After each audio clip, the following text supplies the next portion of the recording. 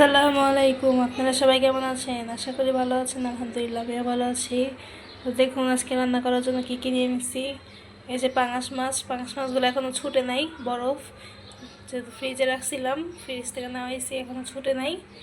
এই পাঙাশ মাছ দিয়ে এই যে লাউ কেটে নিচ্ছি, লাউটা রান্না করে ফেলবো।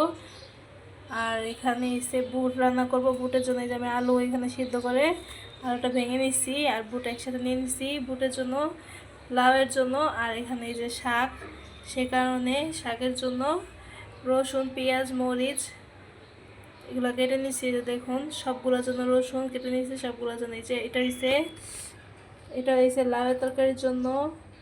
এটা হয়েছে এই যে কুচি করে মরিচ কেটে নিচ্ছি, কুচি করে রসুন কেটে নিচ্ছি।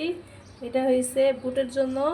আর এই পেঁয়াজ, কাঁচামরিচ, রসুন হয়েছে শাক ভাজির জন্য। এই যে শাক, এই শাকটার নাম আমি নিজেও জানি না কী শাক, আপনারা কেউ চিনেন কি না, আপনাদের গ্রামের বাসায় কোন এই শাকের নাম কি বলে আপনারা কমেন্টে জানাবেন অবশ্যই। আমি কিন্তু এই শাকের নামটা জানি না। এই শাকটা নাকি খেতে অনেক তিতা, সে একটু তিতা লাগে, সে কারণে আমি নাম দিয়ে দিচ্ছি তিতা শাক।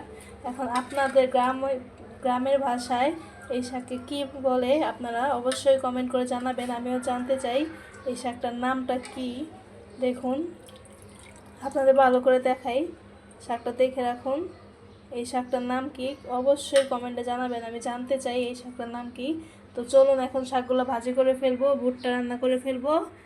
আর তারপর লাউয়ের রান্না করবো। লাউয়ের যেহেতু মাছটা ছোটে নাই, লাউটা সবার লাস্টে রান্না করবো। এখন শাক আর ভুট্টা রান্না করে ফেলবো। তো চলুন রান্নাটা কমপ্লিট করে ফেলি। এই যে দেখুন আমি এখানে ভুট্টা রান্না করে ফেলতেছি। এই যে বুটে এখানে আমি 1 চা চামচ পরিমাণ হলুদের গুঁড়ো দিয়ে দিচ্ছি, 1 চা চামচ পরিমাণ ধনিয়ার গুঁড়ো দিয়ে দিচ্ছি, 1 চা চামচ পরিমাণ লবণ দিচ্ছি, যেহেতু আমি লবণ দিয়ে সিদ্ধ দিচ্ছি সে কারণে। আর দিয়ে দিচ্ছি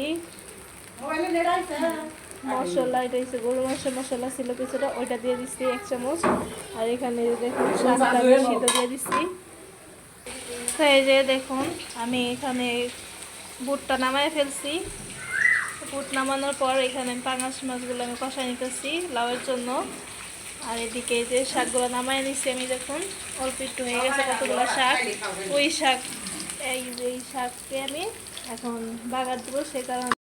তো এই যে দেখুন আমার পাঙাশ মাছ দিয়ে লাউয়ের তরকারি, ধুমা একটু দেখাই যেতেছে না। তো এই যে দেখুন কত সুন্দর কালার আসছে।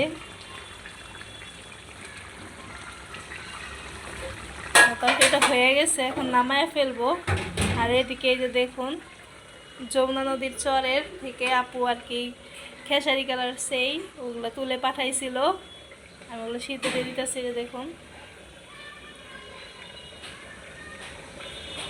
লবণ দিয়ে সিদ্ধ দিয়ে দিতেছি।